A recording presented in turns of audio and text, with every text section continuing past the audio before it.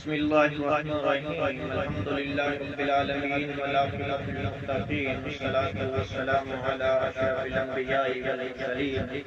اللهم صل على محمد وعلى آل محمد وبارك وسلم عليه. بسم الله الرحمن الرحيم يا أيها الذين آمنوا لا تقربوا الصلاة وأنتم سكارى حتى تعلموا ما تقولون ولا جنبا إلا عابر السبيل حتى تغتسلوا. اللہ رب العالمین قرآن پاک میں ارشاد فرماتے ہیں اے ایمان والو، نشے کی حالت میں نماز کے قریب نہ جاؤ یہاں تک کہ تم جان لو کہ کیا کہہ رہے ہو، اور نہ جنبی حالت میں مگر راستہ میں گزرتے ہوئے یہاں تک نہا لو۔ آج کے سبق میں ہم سیکھیں گے کہ جنابت کی وجہ سے جب بندہ جنبی ہو جائے تو کیا چیز ایسی ہے، کیا کچھ ایسا ہے جو اس کے لیے ممنوع ہو جاتا ہے۔ تو نمبر ایک، نبی علیہ السلام نے فرمایا لا تقرأ الحائض ولا جنب شيئا من القرآن، کہ حیض والی عورت جس کو حیض آیا ہو اپنے حیض کے دنوں میں جب تک کہ وہ غسل نہ کر لے، نبی علیہ السلام فرماتے ہیں حیض والی عورت اور جو جنبی جس کو غسل جنابت جس پہ واجب ہو چکا ہو، قرآن میں سے کچھ نہ پڑھیں جب تک کہ غسل نہ کریں، اس وقت تک اس قرآن میں سے کچھ نہ پڑھیں۔ دوسرے نمبر پہ سیدنا علی رضی اللہ تعالی عنہ فرماتے ہیں کہ نبی پاک صلی اللہ علیہ وآلہ وسلم نے فرمایا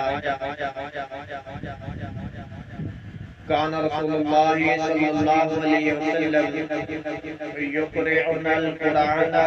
علی کل حال ما لم یکن جنبا۔ رسول اللہ صلی اللہ علیہ وسلم ہمیں جنابت کے علاوہ ہر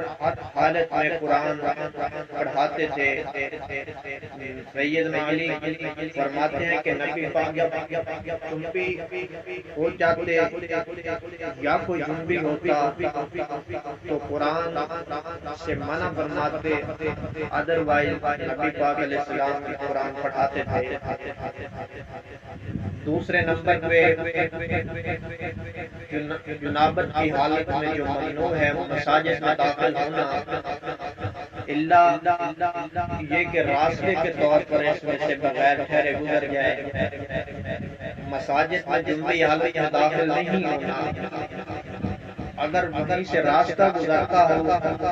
تو اس راستے سے گزر جانا چاہیے لیکن ٹھہرنا نہیں چاہیے۔ اللہ رب العالمین فرماتے ہیں وَلَا جُنُبًا إِلَّا عَابِرِ السَّبِيلِ، اور نہ جنبی حالت میں نماز کے قریب جاؤ مگر راستے سے گزرتے ہوئے، یعنی وہاں سے مسجد کے قریب جا نماز ہو رہی ہے، راستہ گزرتا ہے تو ٹھیک ہے،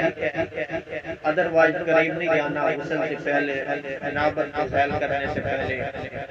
تیسرے نمبر پہ نماز پڑھنا فرض ہو یا نفل، اللہ رب العالمین فرماتے ہیں نماز پڑھنا یا پڑھانا۔ تیسرے نمبر پہ فرمایا یا ایھا الذین آمنوا لا تقربوا الصلاة وانتم سکارى حتى تعلموا ما تقولون ولا جنبا الا عابر السبیل حتى تغتسلوا۔ اے ایمان والو، نشے کی حالت میں نماز کے قریب نہ جاؤ یہاں تک کہ تم جان لو کہ کیا کہہ رہے ہو، اور نہ جنبی حالت میں مگر راستہ میں گزرتے ہوئے یہاں تک نہا لو۔ چوتھے نمبر پہ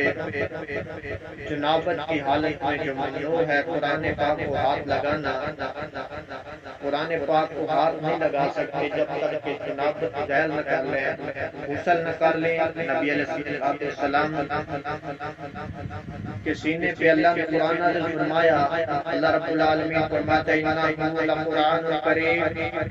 فی کتاب مکنون لا یمسہ الا المطہرون۔ یہ بڑے رتبے کا قرآن ہے جو کتاب مقبول میں لکھا ہوا ہے، اس سے صرف 5 لوگ ہی ہاتھ لگاتے ہیں، اور اللہ صلی اللہ کا ارشاد ہے لا تمس القرآن الا وانتم طاہرون، اور پاک حالت کے بغیر قرآن کو ہاتھ نہ لگا۔ یہ تھا کہ جنابت کی حالت میں جو چیزیں ہم پہ ممنوع ہیں جب ہم چھوٹی ہو جائیں، تو یہ وہ چند چیزیں تھی جو ہمارے لیے سیکھنا لازمی ہے۔